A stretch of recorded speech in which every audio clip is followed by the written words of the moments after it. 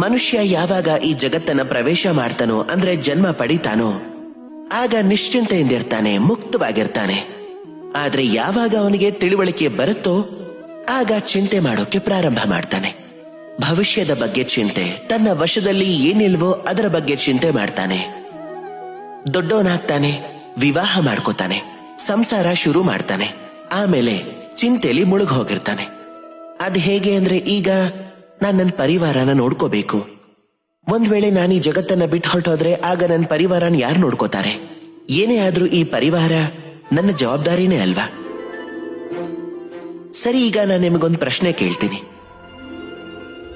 ಈ ಜಗತ್ತಿಗೆ ಬರೋದಕ್ಕೂ ಮೊದಲು ನೀವ್ ಈ ಪ್ರಶ್ನೆನ ಕೇಳಿದ್ರ ಅಥವಾ ಹೀಗೆ ಯೋಚನೆ ಮಾಡಿದ್ರ? ನಾನಿಲ್ದೆ ಈ ಜಗತ್ತು ಹೇಗ್ ನಡೀತಾ ಇದೆ ಅಂತ ಯೋಚಿಸಿರ್ಲಿಲ್ಲ ಅಲ್ವಾ?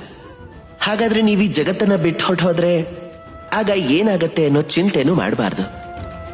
ನೀವಿಲ್ದೇ